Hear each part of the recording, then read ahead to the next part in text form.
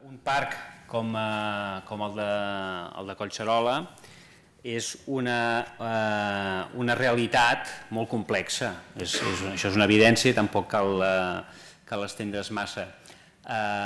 Aquesta complexitat, això genera, evidentment, unes dificultats a l'hora d'administrar i gestionar aquest parc natural i alguns d'aquests temes de com afrontar aquesta gestió, que molt sovint això comporta tota una sèrie de tensions, de conflictes fins i tot, entre el que serien els dos objectius que tenen aquests espais, que són, en primer lloc, la conservació de la natura, però també, en un segon lloc, i aquí cal veure si aquest segon lloc a vegades està per sobre, a vegades està per sota, queda supeditat o hi ha conflicte, que és l'ús públic.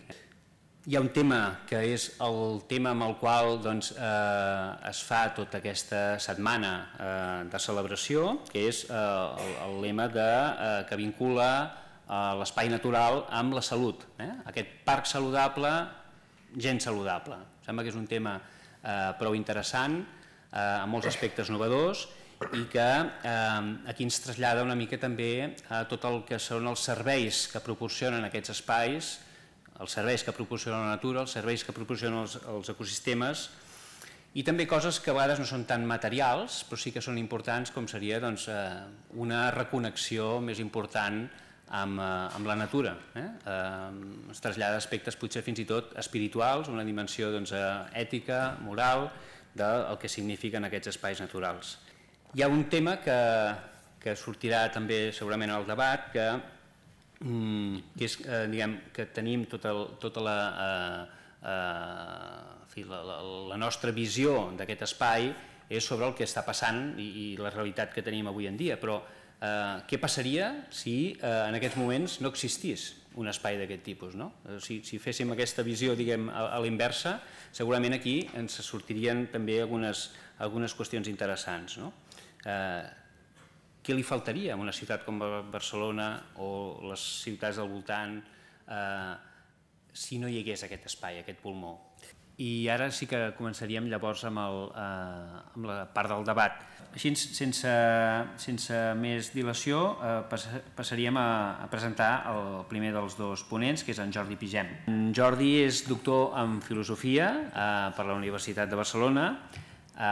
Durant uns quants anys, a cavall de segle, va estar sent professor d'un màster de Holistic Science a la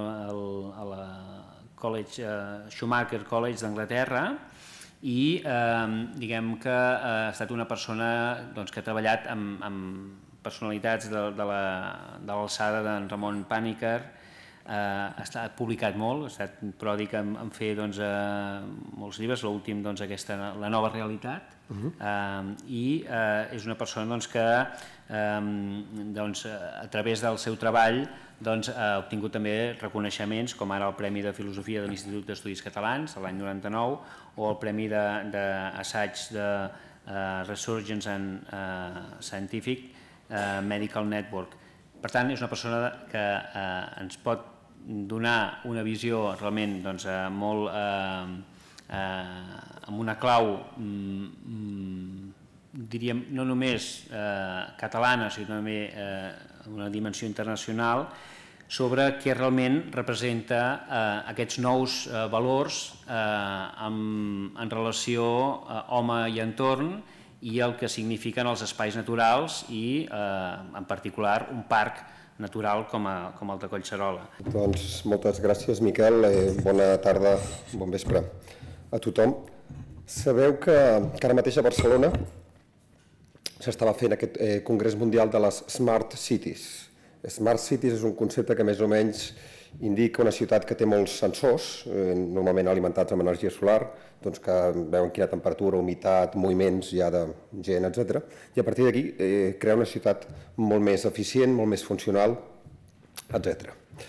Aleshores, imagineu-vos una ciutat realment smart, on aquesta eficiència i funcionalitat el multipliquem per 1000 i tot el consum de combustibles fòssils, de materials, perquè, per exemple, tots aquests aparells electrònics requereixen metalls que venen de la Xina, etc.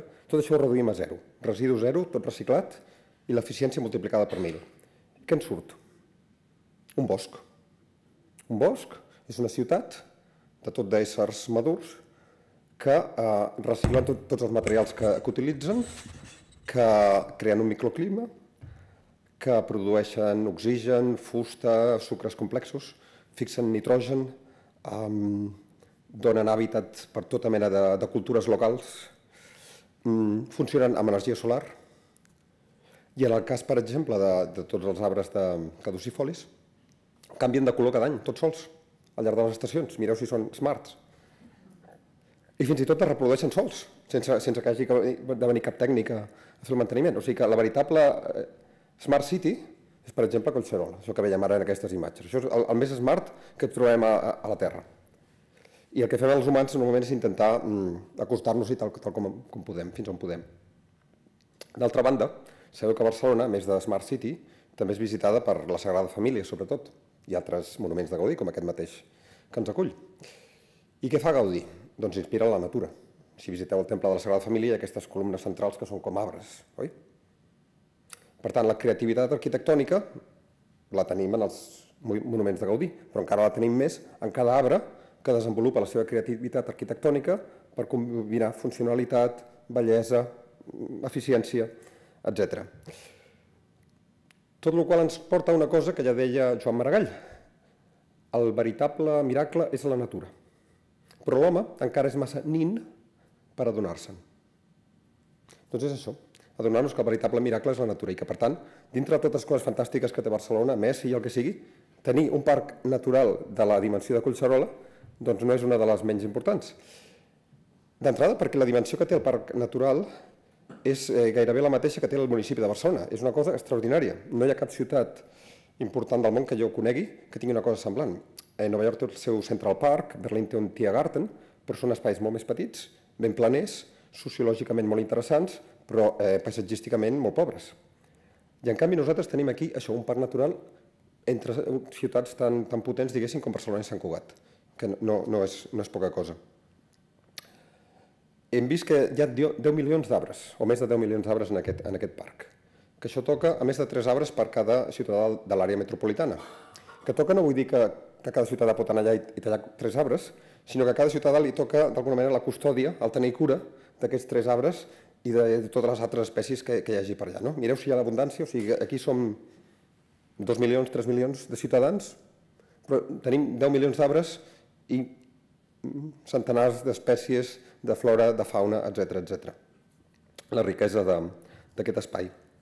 Aleshores deia que no és comparable, és molt més que un Central Park, però una cosa comparable que he trobat en les ciutats del nostre entorn és que a Madrid també hi ha un gran espai natural, al nord de Madrid, que és el Monte del Pardo, que de fet és el doble d'extens gairebé que Collserola. El que passa que està tancat al públic, perquè és la residència de la família reial. Són ja el Palau de la Zarzuela, etc. O sigui que ja no té l'avantatge que tenim nosaltres aquí. Però és que resulta que, tal com aquest és parc natural, el Monte del Pardo tècnicament és un ZEPA, zona d'especial protecció de les aus. I entre aquestes aus hi destaquen els rapinyaires. I aleshores, entre el de sota del majestuós vol de rapinyaires, imagineu que hi ha la família reial borbònica. Això de cara al 1714 és molt interessant. Aleshores, en qualsevol cas, això és per dir que no té res a veure amb Collserola, oi? Que Collserola és per reforçar que Collserola és únic. Aleshores, normalment parlem d'aquests espais com el pulmó de la ciutat, però aquí en comptes d'un pulmó ens han dibuixat un cor. I això què vol dir? Suposo que té a veure amb aquesta nova cultura, perquè quan parlem que els espais naturals són el pulmó de la ciutat, estem parlant que l'oxigenen, que és una cosa purament física, no? Ens donen oxigen. Però el cor, a banda que oxigena la sang, que també és una cosa física, també el relacionem amb oxigenar les emocions, amb el que ara anomenem intel·ligència emocional. De fet, hem vist que el prodigi de la natura és intel·ligència ecològica, intel·ligència geològica, intel·ligència biosfèrica, podríem dir, però hi ha aquest element d'intel·ligència emocional que ara estem descobrint, amb dades constatables, que la natura també ens ho aporta, que cada parc natural, que cada espai natural en una ciutat fa pujar el nivell de vida dels ciutadans en termes mesurables de menys malalties mentals, menys estrès, més benestar, etc. Hi havia una contra a l'avantguàrdia la setmana passada sobre això d'un psicòleg ambiental que es diu Terry Hartig de la Universitat d'Uppsala. O sigui, això mateix, ara mateix ho tenim amb dades mesurables que poden servir els polítics, tot i que per la majoria de la gent que ja té una connexió amb la natura no cal, perquè és evident que necessitem de tant en tant trobar-nos amb els arbres, amb els boscos, amb els rius, etc. Però aquest pas de la imatge del pulmó a la imatge del cor, d'alguna manera, per mi sintetitza aquesta nova cultura. O sigui, no és ja explotar l'espai natural perquè ens doni un benestar físic que necessitem, sinó veure que podem establir-hi una relació molt més profunda, una relació com la que de vegades simbolitza el cor, no? Una relació de diàleg íntim, profund, que ens digui coses que ens parlen d'una manera molt profunda. O sigui que d'alguna manera aquest símbol del cor, jo no he tingut res a veure amb el disseny ni del cor ni del lema de tot això, però d'alguna manera veig que intento només veure què hi trobo. D'alguna manera ens resumeix que un parc natural té uns beneficis ecològics globals i locals, però també té uns beneficis socials, personals, etc. Però és que, a més, el cervell, ara mateix la ciència ens està descobrint que és com un petit cervell. Té desenes de milers de neurones comparables a les del cervell. I és l'únic òrgan del cos que té avingudes de comunicació privilegiades amb el cervell, més que cap altre òrgan. I, de fet, s'ha comprovat que el cor dona més instruccions al cervell que no pas el cervell al cor. I per això el cor és el que ens fa decidir les coses. O sigui, per molt que el cervell a vegades et digui has d'anar per aquí, si el cor et diu has d'anar per allà, vas per allà, perquè mana el cor.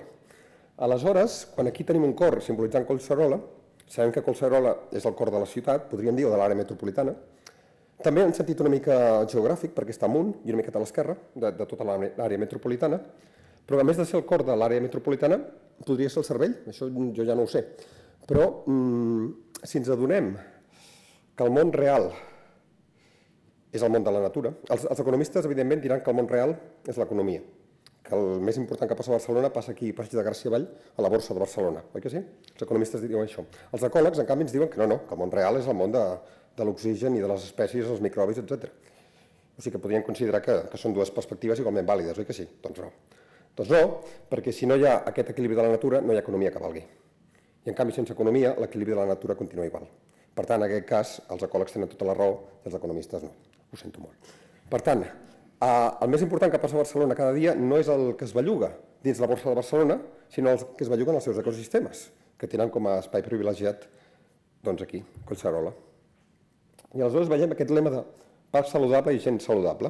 És evident, no?, que ja hi tenim dades científiques, ho dèiem, quan més interacció amb la natura, més salut física, més salut mental, més salut emocional, més salut espiritual, com apuntava en Miquel Rafa abans, és ben evident. Però tal com responsable significa recomanable significa digne de ser recomanat, saludable significa digne de ser saludat. No diu el diccionari, però diu la paraula, saludable. O sigui, que li pots dir bon dia. I aquí dius bon dia, algú que respectes. A qui no respectes no li dius bon dia. És a dir, un parc saludable és un parc que té una dignitat, que es mereix un respecte i un afecte, que no només és saludable en el sentit que fa salut i et dona salut, sinó que es mereix un respecte i una dignitat. I aquesta dignitat potser ha anat molt lluny ara, perquè el Consorci del Parc Natural de Collserola prepara una festa de Collserola i li posa una data, i una instància superior, que és el Consorci dels Sistemes Naturals del planeta Terra, diu no, aquesta data no, i ho fa endarrerir. O sigui, és com una instància superior que posa el veto. Potser això també és part d'aquesta nova cultura, donar-nos que qui té l'última paraula és la natura. No només en posar la data per un esdeveniment, o molts esdeveniments en aquest cas, sinó també en qüestions d'economia, d'activitat humana en general, etc. I si parlem d'aquesta nova cultura i deixem de veure la natura com quelcom que explotem, un magatzem de recursos il·limitats per alimentar les nostres maneres de fer, doncs no sé si podem parlar de l'ús dels espais naturals, oi? Però si parléssim d'una nova cultura en l'ús de les persones, aquí hi ha alguna cosa que grinyola, oi que sí? Perquè ús vol dir que en treus alguna cosa, que te n'aprofites, oi? L'utilitzes i després ho llences. Aleshores, jo entenc evidentment que parlem dels usuaris d'un parc, però la idea d'ús implica un treure. I no podríem parlar, per exemple, dels beneficiaris d'un parc, perquè quan anem a un parc natural, més que usar-lo, ens n'estem beneficiant, ens dona tot de coses. La diferència entre usuari i beneficiari és que l'usuari, o sigui, que l'usar vol dir agafar i després llançar, i beneficiar-se'n vol dir rebre una donació, una cosa per la qual has d'estar agraït. I amb aquesta idea d'agraïment davant de la natura i davant de la natura que tenim més a prop, és una mica com voldria concloure aquesta intervenció inicial. I aquí em ve a la memòria unes paraules d'un Premi Nobel de la Pau, devia ser, Albert Schweitzer, que era filòsof, era teòleg, era músic i era metge missioner a l'Àfrica. I Albert Schweitzer, als anys 30 del segle XX, evidentment, doncs explica com ell una vegada estava a l'Àfrica, en una posta de sol, i anava travessant un riu envoltat d'una manada d'hipopòtams. I en aquell moment, sense que ell s'ho esperés, li va caure del cel una expressió que ell no hi havia pensat mai. I aquesta expressió era Ehrfurcht vor dem Leben, que aquí no es pot acabar de traduir tal com és, però el més proper que hi trobem és reverència per la vida. O sigui, ell anava per allà i de cop i volta li cau, bum, els hipopòtams, la posta de sol, aquells paisatges, reverència per la vida. O sigui, la vida és una cosa que no només podem apreciar de manera intel·lectual, sinó que ens invita a un respecte, diguéssim, reverencial, no? Com faria un temple. I aleshores el meu desig seria que cada persona que se'n beneficia de Collserola tingui el seu moment de revelació d'aquesta reverència per la vida. Gràcies. Josep Maria Mandarac és, a part de bon amic, ell és consultor ambiental i en aquests moments està coordinant diversos programes dins la Comissió Mundial d'Àrees Protegides. Els temes que està tractant giren a l'entorn dels valors immaterials que tenen els espais naturals i la natura en general.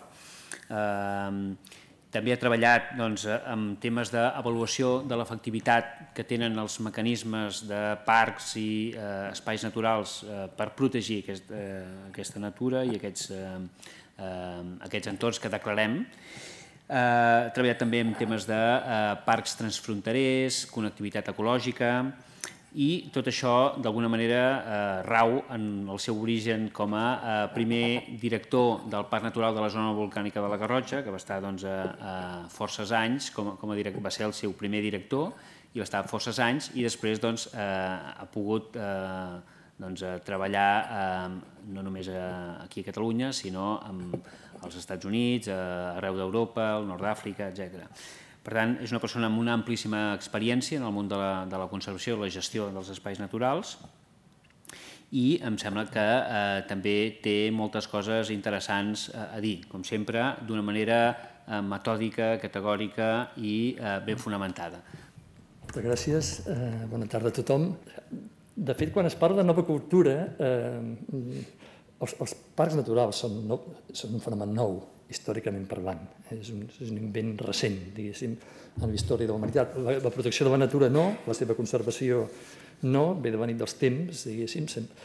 La majoria d'espais s'han protegit i s'han conservat al llarg de la història perquè s'han considerat sagrats o han tingut algun tipus de valor intrínsec, per dir-ho així, però les figures com les que tenim ara de parc natural o de parc nacional, això és un fenomen occidental que té en el nostre país poc més de 50 anys de vida i, de fet, el gran desplegament es produeix a partir dels anys 90.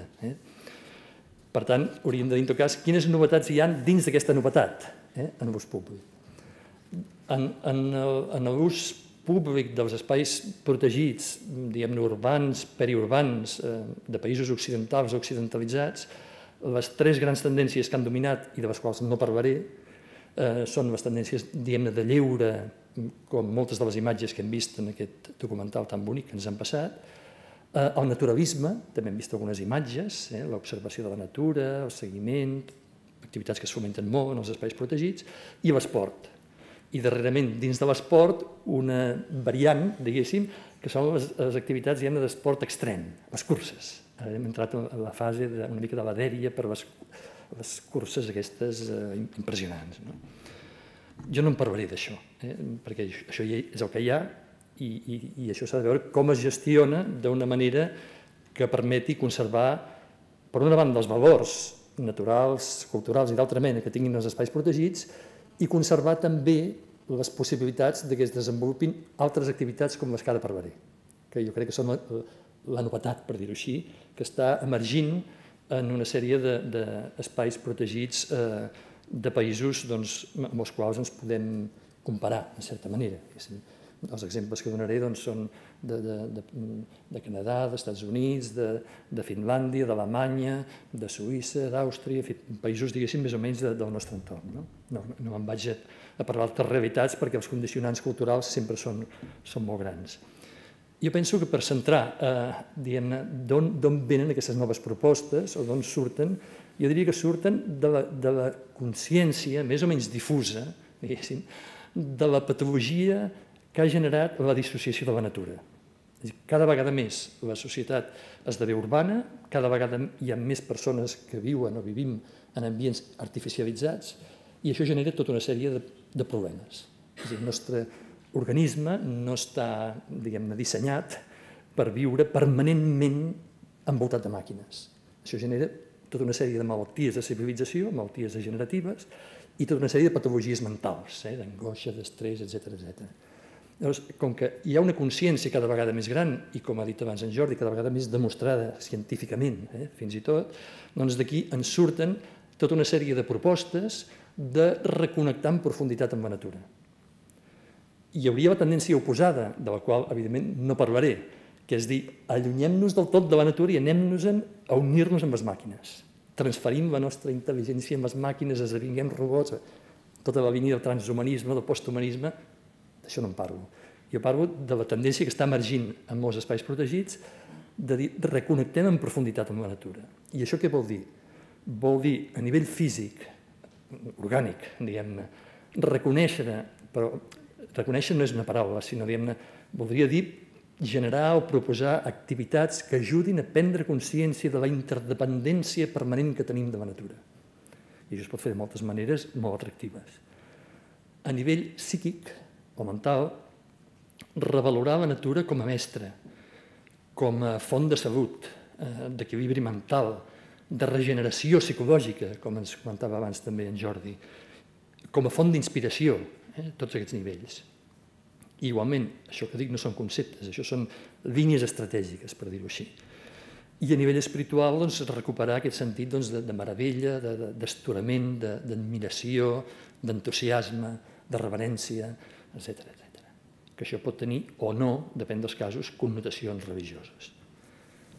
Aquests tres eixos, diguem-ne, físic, psíquic i espiritual, de reconnectar en profunditat amb la natura, i ara baixaré a un nivell més pràctic, potser de cara als gestors, aquí veig moltes cares d'amics conegudes, de gent que treballeu en espais protegits o que teniu responsabilitat en diversos organismes autonòmics o de la Diputació o de l'Ajuntament en espais protegits. Què voldria dir? Doncs, què deixem en segon terme? Si avancem cap aquí, què deixem en segon terme? O una mica de costat. Deixem una mica de costat totes aquelles propostes que tenien com a centre, diguéssim, les activitats d'observació, d'anàlisi, d'interpretació, tot el que estava més lligat en l'àmbit naturalista.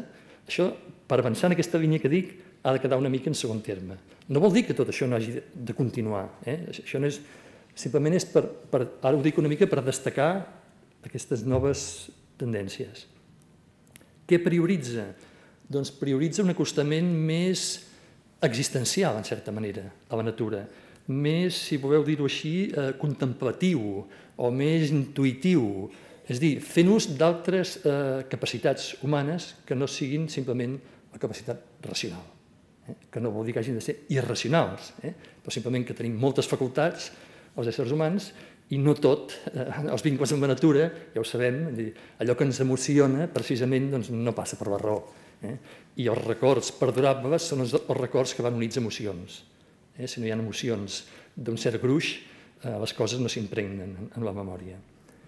Quins llenguatges, per tant, prioritza aquestes noves estratègies? Doncs llenguatges artístics, per exemple, poesia, per exemple, cant, per exemple, dansa, sobretot en modalitats d'art profundament connectades a la natura. En molts pobles, en molts països europeus, ara hi ha un interès molt gran per part dels gestors d'espais protegits de recuperar les modalitats més arcaiques de cants o de danses, perquè són les més properes a la natura, i aquelles que, en certa manera, estan al nostre rerefons cultural i que ens poden permetre aquesta reconnexió. I això ho utilitzen els centres d'interpretació. En lloc de parlar de...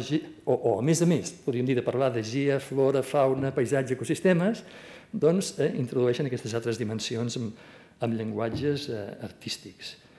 Quins llenguatges, per tant, evita, o quina mena de discursos evita? Doncs aquells que són purament, podríem dir, tècnics, o freds, o racionals, que a vegades jo crec que és un error que s'ha comès una mica per part dels gestors dels espais protegits de pensar que tota la societat són naturalistes, podríem dir, o tenen interès per conèixer i per identificar espècies. No necessàriament. No vol dir que no estigui bé. Ja m'agradaria que la gent conegués el nom de totes les espècies d'arbres i d'un bon nombre d'ocells i de molses, però segurament allò que estira la gent i que els empenyen a la natura no és conèixer el nom de l'arbre. Busquen vivències, busquen emocions, en la majoria dels casos, diguéssim, no? Busquen benestar. Quines actituds, per tant, prioritzen aquestes noves estratègies? Doncs, al contrari, diria, en aquest cas sí que ho he de dir una mica taxativament, de les activitats esportives ràpides. Al contrari, prioritza activitats lentes, calmades, estàtiques, fins i tot, silencioses. Els Càrpats ara mateix estan organitzant excursions d'una setmana de seguida en silenci i tenen llargues llistes d'espera. Els parcs nacionals anglesos i gal·lesos, en les revisions que estan fent dels seus plans de gestió, són parcs que estan molt consolidats, tenen 50-70 anys de funcionament, en processos participatius també molt consistents. Què prioritzen? Doncs l'experiència de silenci, la bellesa, en B alta, la solitud. Això com a 3 prioritats que han sortit en diversos parcs. Què vol dir a la pràctica? Doncs desfer moltes de les coses que havíem fet abans. Perquè allò que necessita la societat urbana, o allò que demana, és això. Per tant, si demanen això, doncs s'ha d'intentar oferir això, no? Amb quin grau de conservació, també ens podríem preguntar, aquestes noves propostes són compatibles? Doncs, afortunadament, jo crec que són compatibles amb alts nivells de protecció. És a dir, activitats recreatives de cert tipus o activitats esportives de cert tipus presenten problemes de compatibilitat, moltes vegades. I per això hi ha zones dels parcs o dels espais protegits on es poden fer i zones que no. I potser dies que sí i dies que no, o hores que sí i hores que no. És una qüestió de regulació. Ara, si em digueu, i ara podria posar el cas del Japó, per exemple, que venen 5.000 persones a Collserola quan floreixen els cirerees o les pomeres o el que sigui, i s'asseuen en silenci a sota, i s'estan 4 hores en meditació, i quan acaben escriuen un poema d'agraïment i el pengen a l'arbre i marxen en silenci, això no causa cap problema a la conservació. Això és una de les coses que fan els japonesos, per exemple, que és una cultura molt contemplativa, molt diferent de la nostra. Però ells també han desenvolupat una altra cosa que és interessant, que són els santuaris forestals terapèutics. És a dir, aquestes constatacions científiques de les que ens parlava abans ha arribat al punt que ja això s'ha internalitzat, diguéssim, en el sistema, i també a Austràlia i altres països, en el sistema sanitari, de manera que una de les prescripcions mèdiques, i això que dic és constatable, diguéssim, doncs és anar a fer cures, diguéssim, estades en silenci en determinats boscos que han estat identificats per tenir aquestes propietats terapèutiques, sobretot de cara a malalties mentals, sobretot angoixes, depressions. Moltes d'aquestes malalties es curen de debò, abraçant-se amb els arbres. Llargues estones d'abraçades amb els arbres curen, està constatat, i és molt més econòmic que no pas tractaments químics o d'altra mena. Per això justament s'estan desenvolupant. Per tant, què demana aquestes noves aproximacions que estan emergint en diversos països? Doncs demana, penso, simplement ser receptius, perquè aquestes demandes també estan sorgint en el nostre país, L'any passat amb en Jordi vàrem coincidir amb unes jornades que es van fer sobre art, natura i espiritualitat. Aquest any se n'han fet en 4 espais protegits a Catalunya sobre aquests temes. Què vol dir? Doncs que hi ha un interès creixent en explorar aquestes noves formes de connectar amb la natura que no estan, evidentment, renyides amb les que ja existeixen, és simplement una altra possibilitat més, podríem dir, que la gent busca una aproximació més profunda, que no sigui només l'estètica, que és interessant, molta gent, la bellesa, evidentment, és com una porta, moltes vegades, cap a aquestes percepcions o aquests vincles més profunds, però penso que el que demana és replantejar, podríem dir, o ser sensibles a aquestes demandes per tal d'oferir possibilitats, oferir espais, oferir moments, oferir llocs, per exemple, per veure la sortida o la posta de sol o de lluna plena. Si això està ben acondicionat, doncs segur que hi ha molta gent, seguríssim. Està garantit perquè està funcionant en molts de llocs. I és una activitat que es fa en silenci i que no porta, si es gestiona bé, doncs simplement és un benefici més que porta a la societat urbana propera. Clar, perquè què ens trobem en el nostre entorn? Ens trobem amb les notícies de cada dia, només cal engegar la ràdio o la televisió al matí o mirar les planes als diaris, doncs mentides i enganys per totes bandes.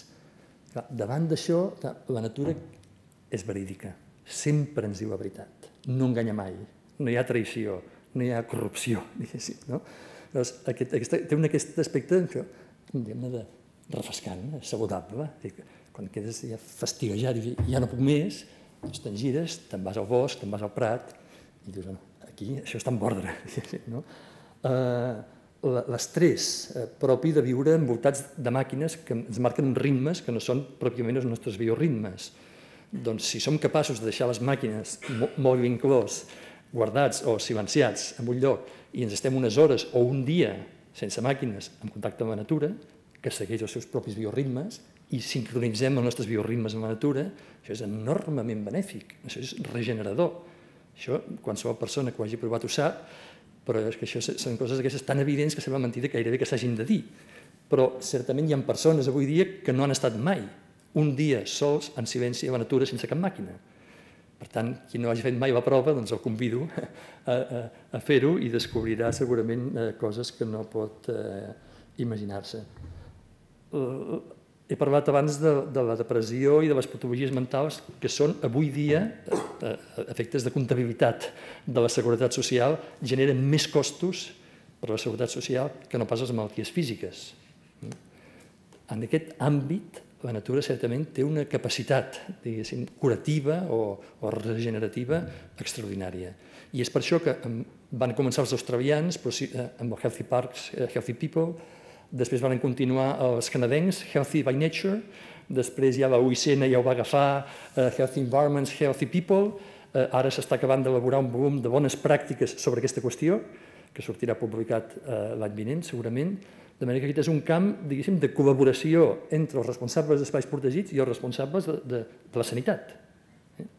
Però de col·laboració institucional seriosa, no de fer una petita... No, això és un camp, diguéssim, important, que jo diria que té un potencial realment molt gran en el nostre entorn. En relació, i ja estic acabant, també amb els aspectes d'educació ambiental que es desenvolupen en molts espais protegits. S'ha constatat a Alemanya, els alemanys són molt donats a avaluar l'efectivitat dels seus programes, aquí no ho som gaire, dissortadament, doncs han constatat que molts dels programes educatius tenien poca incidència.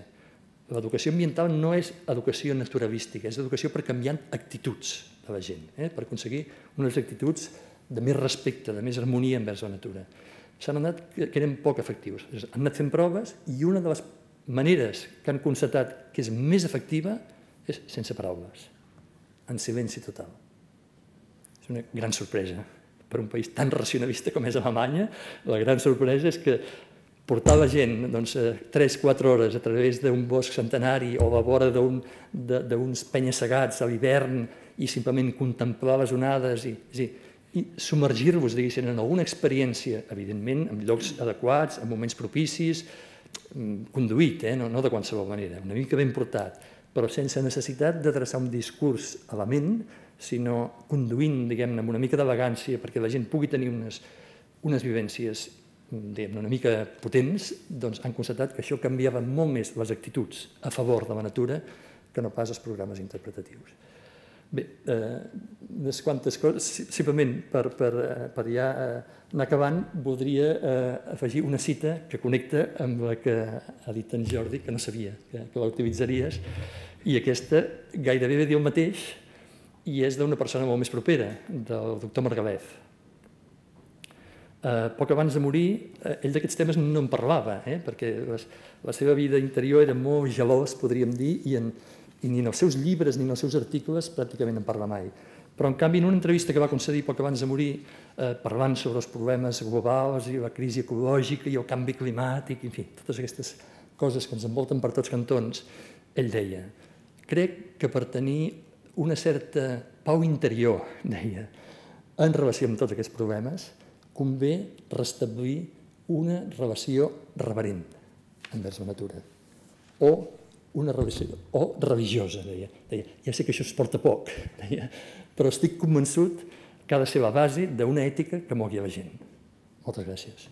Hi ha hagut una cosa que m'ha cridat l'atenció, i és que hem parlat d'aquesta mena com de canvi respecte a unes visions potser més inicials, de fa uns anys, en què els parcs naturals, la natura s'associava amb unes espècies a protegir, uns determinats ecosistemes o arbres, el que enteníem per al patrimoni natural, la natura, la biodiversitat, i avui parlàveu molt dels beneficis per a les persones, aquests serveis que proporciona la natura als ciutadans.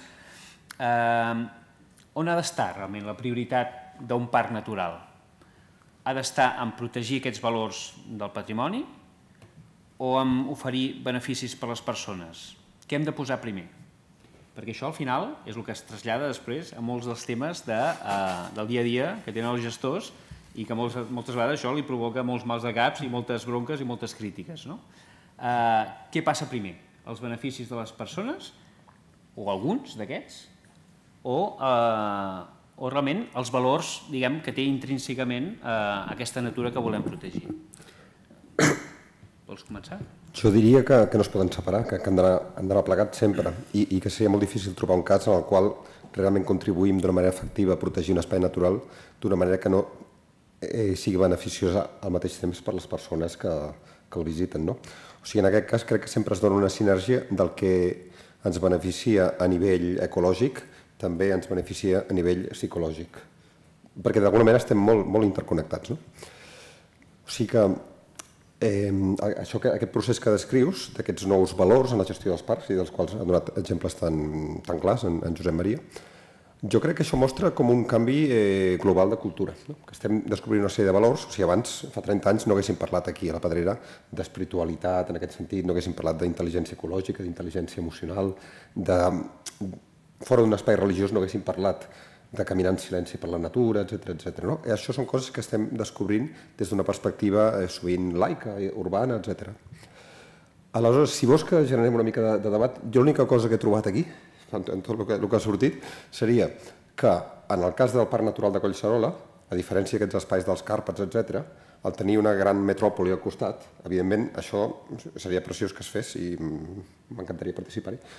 Una setmana en silenci, al Pirineu, potser al Montseny, però clar, Barcelona deixa de ser, a més de cor, pulmó de la gran ciutat i per tant aquest espai de contemplació pels gestors concrets del Parc Natural, trobar llocs des dels quals, per exemple, veure les sortides de sol i sortides de lluna, postes de sol, això em sembla una idea fantàstica. M'agradaria que l'any vinent poguessin tenir espais d'aquests. I es traduiria, jo crec que es podria mesurar, que es traduiria amb un increment no només del benestar de les persones, sinó del PIB de la ciutat. O sigui que això seria un argument per convèncer l'alcalde, no? Augmentar el PIB de la ciutat amb una petita inversió de pocs centenars, milers d'euros d'unes plataformes per mirar postes de sol o sortides de sol. Però clar, és un parc que té aquesta dimensió de via d'escapament per molta gent que necessita els esports extrems. Però parlant també d'esports extrems, la icona màxima de l'esport extrem a Catalunya, evidentment, en Kilian Jornet, tu saps també com jo, no? Que té uns valors personals, que evidentment no són els que tenen alguns dels seus seguidors, però en la seva carta de valors, que va publicar a internet no fa gaires mesos, 3 dels valors que ell enumerava eren simplicitat, responsabilitat i silenci, precisament. Perquè ell, una de les raons per les quals li agrada córrer durant dies i dies, això és una altra cosa, no? Per la muntanya és perquè està en silenci. O sigui que en el fons també lliga amb això. I potser gràcies a això obté tots els triomfs que obté, perquè aquesta connexió en el fons espiritual implícita. Sí, jo voldria respondre d'un altre punt de vista, perquè és clar, tinc més l'experiència del gestor dels espais protegits i conec més els conflictes que es poden donar. La teoria, des dels organismes internacionals, l'Unió Internacional per a la Conservació de la Natura, etc., és que els espais protegits poden tenir diversos objectius a part de l'objectiu principal, que és la conservació del patrimoni natural, en poden tenir diversos al mateix nivell, però que en cas de conflicte la prioritat ha de ser la conservació del patrimoni natural. Aquesta és la seva raó de ser. Si es perd el patrimoni, tot l'altre que està vinculat amb aquest patrimoni natural, evidentment es veurà empobrit. Per tant, el que es tracta és que totes les estratègies, diguem-ne, que s'impulsin o que s'intentin reconduir, perquè moltes vegades de les coses que passen als parcs no són impulsades pels gestors, sinó per altres instàncies o per altres col·lectius o organitzacions o entitats ciutadanes, i els gestors procuren acomodar-ho. Bé, totes aquestes activitats, a l'hora de la veritat, sí que hi ha conflictes reals, és a dir, sí que n'hi ha que poden ser o no compatibles i que poden ser o no admissibles. És a dir, jo estic d'acord que els beneficis hi són, però els impactes que poden generar certes activitats d'ús públic en una àrea metropolitana de 4 o de 5 milions de persones, que vol dir, per els números que he vist, més de 2 milions de visitants a l'any en l'espai protegit, doncs no totes les maneres d'acostar-se a l'espai protegit, quan estem parlant d'aquestes quantitats tan ingents de visitants, són innòcues, per dir-ho així. Que tots en treuen un benefici? Certament, més o menys, depèn de l'actitud amb la que hi vagin i de molts factors. Però també és veritat que poc o molt també causen algun prejudici, diguéssim. Pot ser molt poc o gairebé inapreciable o en alguns casos pot ser una mica considerable.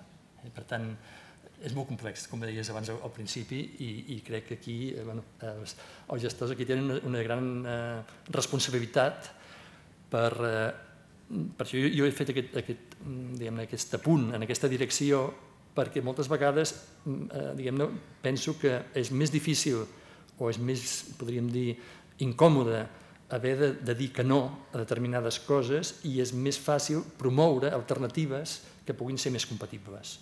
I mirar d'aquesta manera, desenvolupant modalitats d'acostament existencial, per dir-ho així, més harmònics amb la natura, de poder mirar que l'ús públic vagi més en aquesta direcció, que a més serà més benèfica des del punt de vista de la seva salut física i mental, que no pas activitats esportives ràpides o d'altra mena, que els beneficis que no obtindran són més qüestionables. De fet, n'hi ha que inclús la seva salut queda una mica malmesa després de córrer 70 quilòmetres i que, per altra banda, de cara a la natura, certament, a vegades, sobretot quan es tracta de grans acumulacions de participants i de persones que els acompanyen o que els volen veure o fotografiar, tot això poden ocasionar problemes. Potser per acabar de matisar-ho, estic completament d'acord, no? O sigui, jo quan deia que sempre hi ha una sinergia beneficiosa, no vol dir, evidentment, que tothom faci el que vulgui. No vol dir que un vagi amb una bicicleta amb els altaveus a tota màquina o que es facin accions que redueixin la integritat ecològica d'un parc. El que volia dir és que el que realment beneficia la integritat del parc, la conservació de la seva riquesa en biodiversitat, etc., en el fons beneficia a totes les persones. I les activitats que s'han de contenir, diguéssim, són activitats que potser es poden fer en un altre lloc. Potser es poden fer un gimnàs, una discoteca o altres espais, un camp de futbol, que per això hi són, diguéssim, no? O sigui que crec que en el fons, a nivell superficial potser no, però en el fons aquesta sinergia hi segueix sent, que el que realment beneficia en el fons el veritable ésser de les persones coincideix amb el que beneficia el veritable esperit dels parcs. Estic d'acord.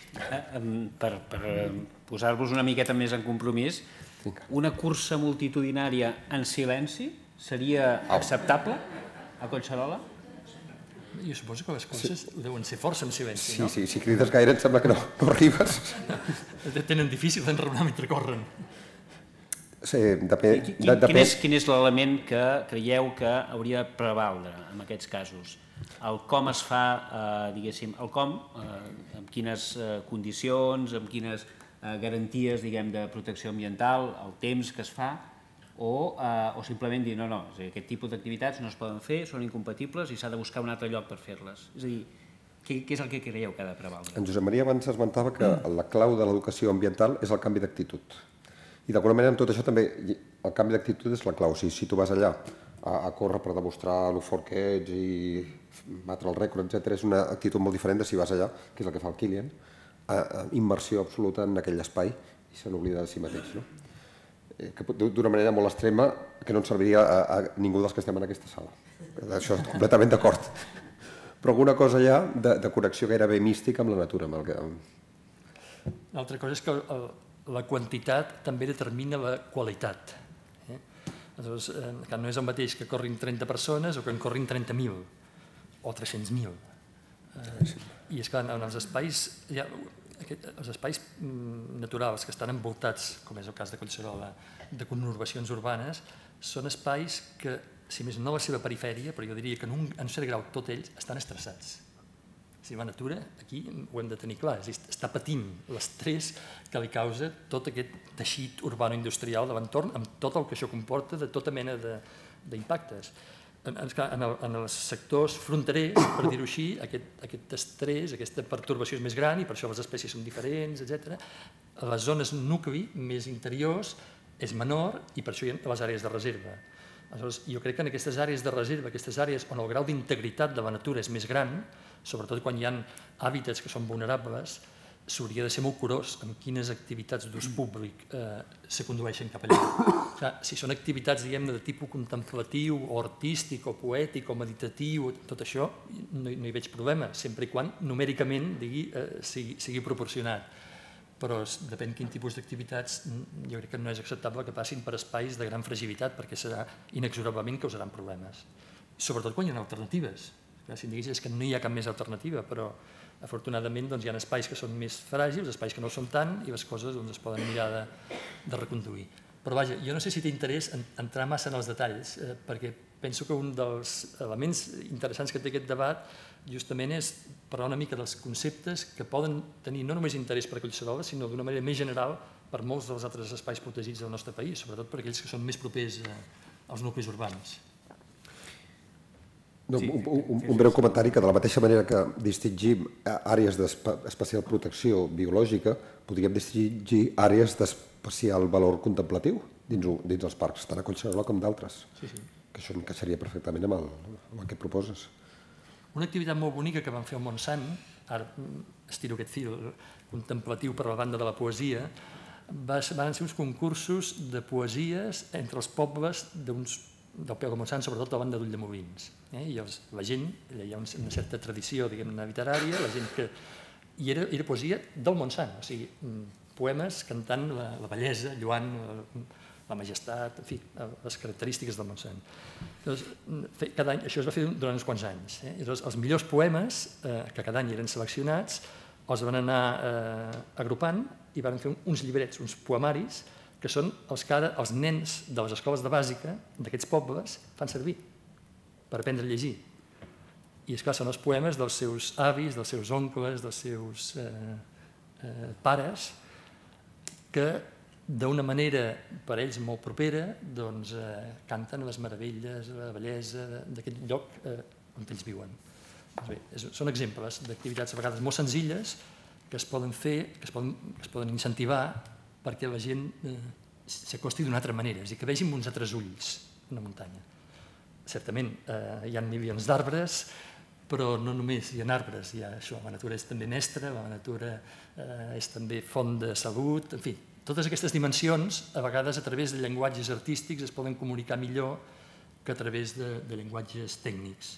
I per tant, jo crec que no hauríem de tenir por, els gestors, d'obrir el ventall, per dir-ho així, i de convidar en aquest cas hem convidat un filòsof, però convidar antropòlegs, poetes, pintors, en fi, músics, ballarins, en fi, implicar també totes les arts, totes les humanitats, per veure a través de tots els seus llenguatges de quina manera podem aconseguir que la nostra societat tingui una percepció molt més rica, molt més plena, que es pugui commoure, que es pugui emocionar amb la natura. Això hi ha gent que ja de natural, podríem dir, només cal que entrin al bosc i ja s'estremeixen, però hi ha persones que necessiten l'ajut d'algun element artístic per connectar. I l'experiència demostra que són molt útils. A Finlàndia, per exemple, en els centres d'interpretació, per posar exemples concrets, estan introduint el cant de les sagues fineses. Els que hagueu vist El Senyor dels Anells, El Senyor dels Anells és un relat que Tolkien va teixir inspirat en les sagues fineses. Va estudiar finès perquè estava interessat per aquest tema i es va basar en això. Doncs bé, el món de les sagues fineses és aquest món en el que els éssers humans estan vinculats a tots aquests éssers subtils de la natura, els nans, les fades, tot això forma part de la mitologia finesa. I això està viu, és a dir, a Finlàndia s'han transmès de generació en generació, per tradició oral, aquests cants. I això no ho havien utilitzat en els espais protegits, havien utilitzat el llenguatge tècnic més convencional, per dir-ho així. I s'han donat compte que, com que la majoria de finesos el que van a buscar quan van als espais protegits és una experiència de comunió amb la bellesa i amb la majestat de la natura, era molt més útil introduir-los a través de les sagues fineses que no pas a través d'un llenguatge tècnic o ecològic, per dir-ho així. Bé, jo potser crec que seria moment d'obrir una mica el debat al públic i passar una miqueta a les intervencions que es vulguin fer.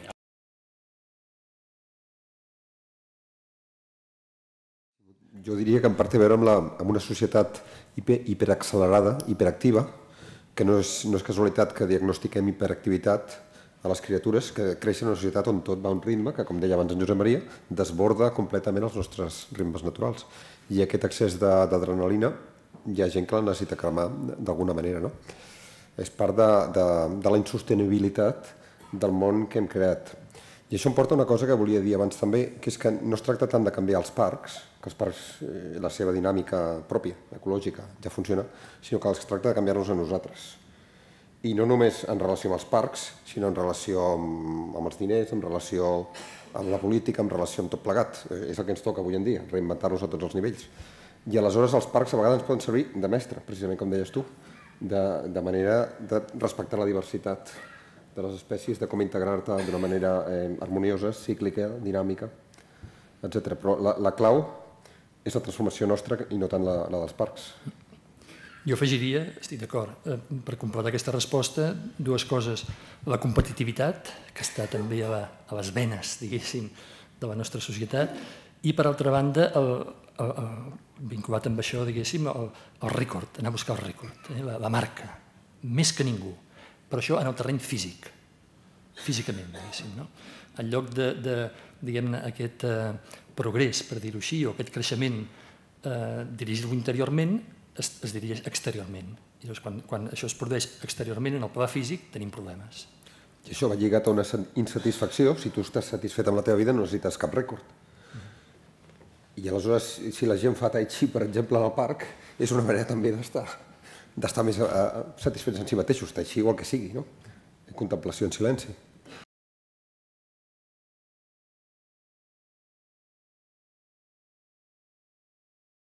Qualsevol petit contacte amb un element natural, ni que sigui un ram de flors, o un petit jardí d'allò d'un metre quadrat, això està demostrat empíricament, té efectes molt benèfics de cara a la salut mental de les persones. No cal, podríem dir, per obtenir aquests beneficis, sobretot pel que fa a l'equilibri psicològic, diguéssim. Evidentment, si tens accés a un gran espai natural, millor. Si aquest espai natural és íntegre, podríem dir, o poc transformat, encara millor, però és suficient a vegades amb una mostra petita. I és per això, jo diria, que tenen tanta importància els jardins urbans. Moltíssima. I voldria recordar que Barcelona, històricament, havia sigut famosa pels seus jardins. Al segle XIV, XV. Els vergers, en deien. Aquests jardins enlairats que hi havia al casc antic de Barcelona. No en queda pràcticament cap, avui dia. Però era una ciutat que era famosa pels seus jardins, Barcelona.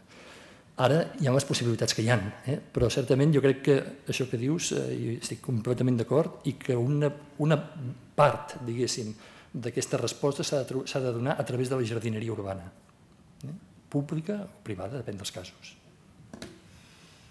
I per tant, res de places dures, res de ciment, de formigó, de còrten o de vidre, natura.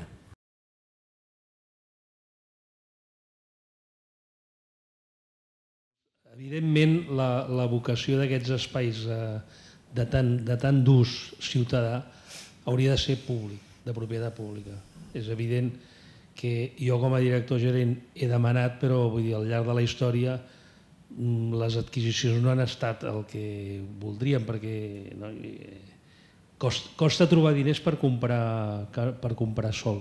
En aquesta casa va ser un referent, la Fundació Territori i Paisatge, perquè precisament va voler crear un fons de propietats o de custòdia, d'ús públic, posant diners, una entitat d'estalvi, per adquirir sòl.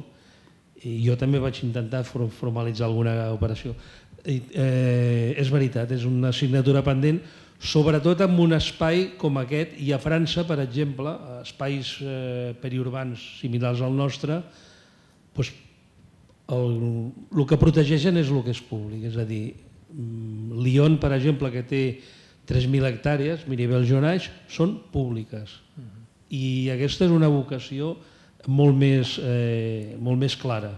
Aquí no, aquí fem la viu-viu, però realment, en el cas de Cotxe, crec que, a més, com a gestors, seria ideal que fos tot públic. Seria molt més fàcil. En molts països, simplement per aportar un altre element, en molts països el que hi ha és un sistema fiscal que té en compte els beneficis socials que donen a les propietats privades. De manera que hi ha unes desgravacions molt substancials. És a dir, finques privades en espais protegits que generen uns beneficis socials tan importants, si ens aturem a pensar, no és raonable, podríem dir, que a més hagin de pagar impostos. Seria raonable que, com a mínim, això quedés molt reduït o eliminat. Si és que no poden compensar, com a mínim, que no s'hagi de pagar, diguéssim. D'altra banda, hi ha molts casos també, no conec prou bé Collserola per saber si això és factible o no, els propietaris també han pogut impulsar iniciatives dins els parcs naturals de Catalunya, per exemple. Molts propietaris han impulsat iniciatives que els generen beneficis. Els parcs han sigut uns revulsius positius des d'un punt de vista econòmic. Han creat molts llocs de treball, han creat moltes empreses vinculades amb la gestió conservacionista. I la gran majoria són privades, no són públiques. Per tant, jo diria que la resposta ha d'anar una mica per aquí, per la fiscalitat en un sentit, una fiscalitat verda, per dir-ho així, que reconegui tots els beneficis ambientals i socials que donen les finques privades i, per altra banda, incentivant totes aquelles activitats productives, econòmiques, que són perfectament compatibles i integrables amb la conservació dels espais protegits.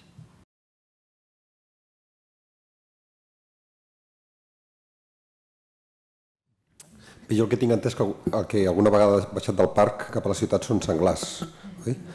Però en qualsevol cas, em sembla que el que estem dient, que lliga amb les dues perspectives, les dues cares de la moneda que presentaves, és que el que és bo és fer una relació més estreta entre el parc i els ciutadans, o entre els éssers que tenim en el parc i els éssers que tenim fora del parc, entre aquests arbres i les persones.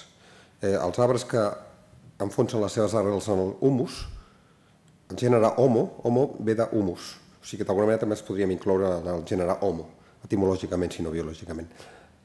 Reforçar aquests lligams entre els humans i els arbres que creixen dels humus, sigui de la manera que sigui, crec que és molt bo tant si pugen uns com si baixen els altres. Aleshores, pel que fa a aquest problema potencial de massificació del parc i que es perdin els valors del silenci, jo crec que hi hauria o que hi ha un fenomen que és el mateix que hi ha en tots els ecosistemes d'autoregulació. És a dir, que si una persona com jo m'agrada pujar al parc perquè vull silenci, i si vull silenci també vull estar més o menys sol, i trobo que tinc gent a tot arreu, en comptes d'anar-me aquí, m'aniré a la platja o al Montseny o a una altra banda. És a dir, a mesura que més gent vagi pujant al parc perquè vol aquest aspecte, si ho troba molt saturat, de nouvinguts, doncs anirà més enllà. Potser s'anirà una setmana a caminar en silenci pel Pirineu o s'anirà a fer una travessa de 15 dies en silenci.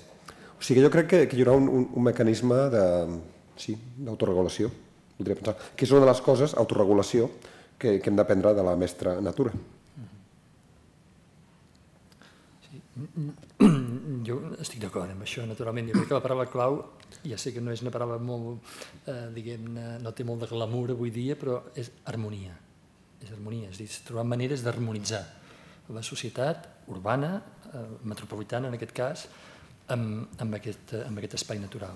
Llavors, això pressuposa, per una banda, diguem-ne, un ús públic, que és el que estàvem parlant avui, més respectuós respecte a la natura, i per altra banda, vist des del costat urbà, pressuposa naturalitzar la ciutat, és a dir, que la natura entri més en la ciutat. I no em refereixo, abans he parlat de jardins, però certament no ens hem de quedar només amb els jardins, tot i que són importants per la salut i pel benestar dels ciutadans, sinó ara hauríem de considerar tot el metabolisme urbà. És a dir, el metabolisme urbà hauria de ser molt més harmònic en relació amb la natura del que és ara. Ara és profundament disharmònic, en tots sentits, ja ho sabem, amb les fonts d'energia que fa servir, la quantitat d'aigües, els minerals, en fi. Per tant, tots els passos que es facin, com abans deia en Jordi, que ens acostin a funcionar més d'acord amb les lleis naturals, a crear menys desordre en la natura, doncs són passos en la bona direcció. Tant si és de la natura cap al teixit urbà com si és dels ciutadans cap a la natura. I jo penso que és difícil que es produeixi un canvi, diguéssim, en profunditat en el metabolisme de les ciutats si no és impulsat per persones que ells hagin connectat profundament amb la natura. I és aquí on els parcs crec que poden jugar realment un paper important en els àmbits urbans. Estic d'acord amb el que ha dit en Jordi, jo crec que aquestes coses s'autoregulen per si mateixes, certament. La massificació d'activitats solitàries, per dir-ho així, no es pot donar. És a dir, si la gent busca solitud, doncs no es massificarà mai, simplement perquè no busca això. És a dir, nosaltres som conscients que, ho hem dit ja, que Collserola està en una situació d'estrès, no necessita, diguem-ne, incentivar que hi vagi més gent, penso jo. Crec que una cosa que seria interessant seria millorar la qualitat de la relació dels visitants amb el parc.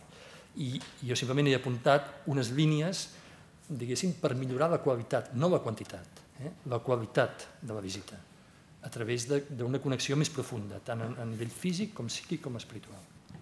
I perquè això funcioni, una cosa que és essencial i que per mi també seria com el resum de tot el que hem estat dient és aquesta expressió que feia servir, canvi d'actitud. O sigui, passar d'una actitud que jo exploto el parc en benefici propi a una actitud molt més reverencial. Si vas amb actitud reverencial, tot el que facis amb actitud de reverència per la natura té moltes possibilitats de ser perfectament ecològic. I també hi afegiria de responsabilitat i de reciprocitat. És a dir, si ets conscient, o en la mesura en què som conscients que la natura ens dona uns beneficis, ens hem de preguntar què podem aportar, què podem tornar al parc. Ja sé que feu moltes propostes en aquest sentit, però crec que tota aquesta línia de corresponsabilitat és importantíssima. Perquè en el fons, si ara anem en els problemes, on estan les arrels de molts dels problemes, no només en el parc, certament, sinó en tots els àmbits en què ens movem, són les 3 Is famoses, la inconsciència, la ignorància i la irresponsabilitat.